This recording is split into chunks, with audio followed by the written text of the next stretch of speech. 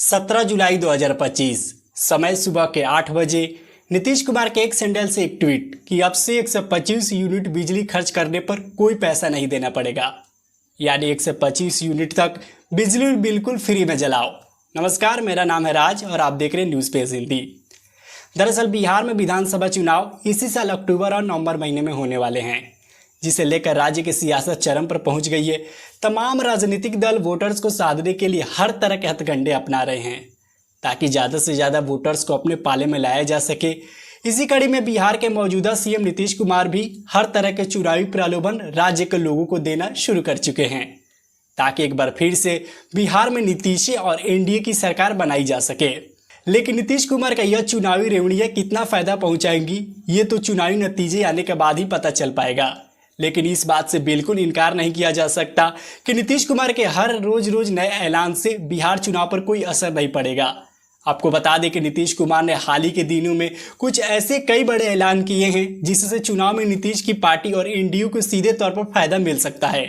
तो आज के वीडियो में नीतीश कुमार की इन्हीं योजनाओं में से 5 उन बड़े फैसलों की बात करेंगे जो सीधे तौर पर बिहार चुनाव पर असर डाल सकती हैं।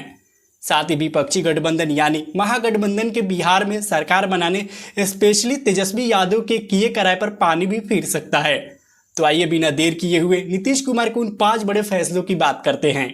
जैसे कि वीडियो की शुरुआत में ही हमने बताया कि नीतीश कुमार ने 17 जुलाई 2025 की सुबह 8 बजे बड़ा ऐलान करते हुए कहा था कि अब 125 यूनिट तक बिजली का कोई खर्च नहीं देना पड़ेगा। ये वही नीतीश हैं जो एक समय दिल्ली और पंजाब में आम आदमी पार्टी की सरकार के बिजली मुफ्त किए जाने पर मूर्खता बताया था, लेकिन खुद ही बिहार में बिजली फ्री कर दिया। बिजली कभी मुफ्त में नहीं देना चाहिए, कम दर पर देना चाहिए, लेकिन मुफ्त नहीं देना चाहिए। और एक बात मैं कहूंगा, बहुत लोग बोलते हैं मुफ्त में, इससे बढ़कर के कोई दूसरा गलत काम हो ही नहीं सकता। और ये काम पंजाब ने शुरू किया, क्या बुरा हाल अपना पंजाब ने कर लिया। और अगर दिल्ली में किसी को वोट मिल गया कि 200 तक हम दे देंगे इसको और बिजली मुफ्त में, और उसकी क्या स्थिति होने वाली है ये किसी को पता नहीं है। तो सुना आपने, साफ शब्दों में कहे तो चुनाव है, इसलिए 125 यूनिट तक बिजली फ्री की गई है। नहीं तो आप भी जानते हैं कि आपको फ्री बीज स्कीम नहीं मिलता। आपको बता दें कि 125 यूनिट बिजली फ्री किए जाने पर सबसे ज़्यादा middle class, lower middle class और गरीबों को फ़ायदा मिलेगा। कम से कम इनके महीने के 900 से 1000 रुपये की बचत होगी।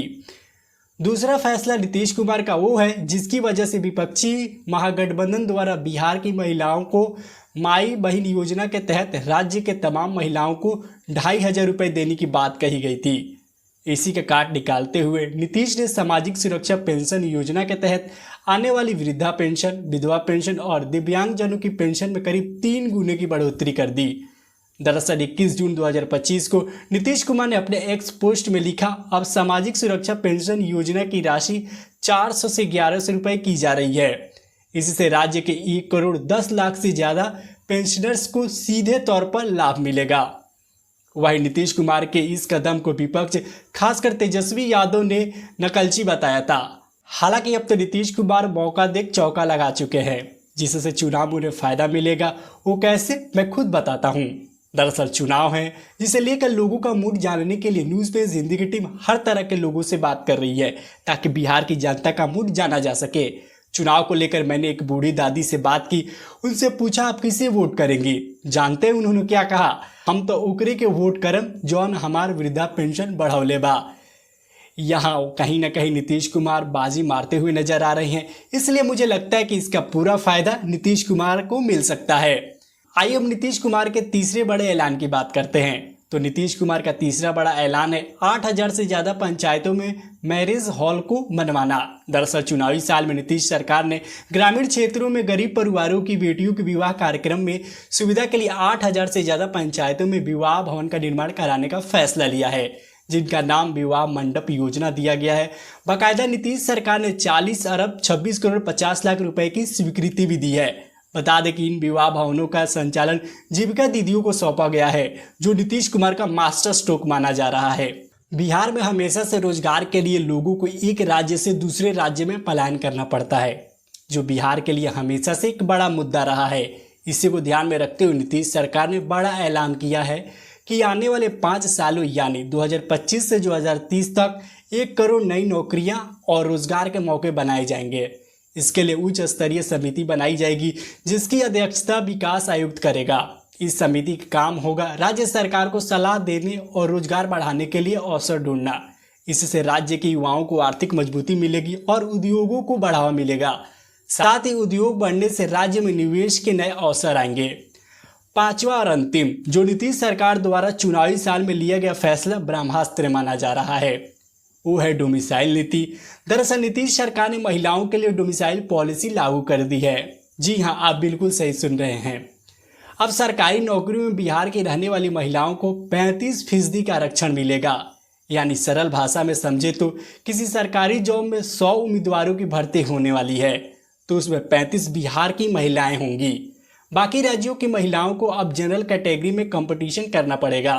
आपको बता दें कि पहले दूसरे राज्यों की महिलाओं को भी 35% आरक्षण का लाभ मिलता था, लेकिन नीतीश सरकार ने अब पुरानी पॉलिसी को चेंज कर नया नीति लागू कर दिया है जिसकी वजह से सिर्फ बिहार की महिलाओं को फायदा मिलेगा। आपने देखा होगा कि बिहार में डोमिसाइल नीति लागू करने के लिए पटना की सड़कों पर छात्रों ने नीतीश सरकार के खिलाफ जबरदस्त हल्ला बोला था। छात्रों का कहना था कि वोट दे बिहारी और नौकरी पाए बाहरी। अब ऐसा बिल्कुल नहीं चलेगा। आइए एक नज़र डालते हैं आखिर ये डोमिसाइल नीति है क्या। तो आपको बता दें कि डोमिसाइल का अर्थ है स्थानीय निवास प्रमाण पत्र, जो बताता है कि कोई व्यक्ति किस राज्य का स्थायी निवासी है। आपके मन में अब सवाल आता होगा कि आखिर डोमिसाइल का उपयोग क्यों होता है। तो बता दें कि राज्य सरकारें डोमिसाइल प्रमाण पत्र के आधार पर अपने प्रदेश के युवाओं को सरकारी नौकरियों, शैक्षणिक संस्थानों की सीटों या स्थानीय योजनाओं में प्राथमिकता यानी आरक्षण देती हैं। दरअसल हाल के दिनों में पटना की सड़कों पर निकले छात्रों का मकसद साफ था कि बिहार में डोमिसाइल नीति लागू कर बाहर के अभ्यर्थियों के मुकाबले स्थानीय छात्रों को अवसर राज्य सरकार दे। प्राथमिक शिक्षक पदों पर स्थानीय भाषा की समझ और संवाद क्षमता शिक्षा की गुणवत्ता बढ़े।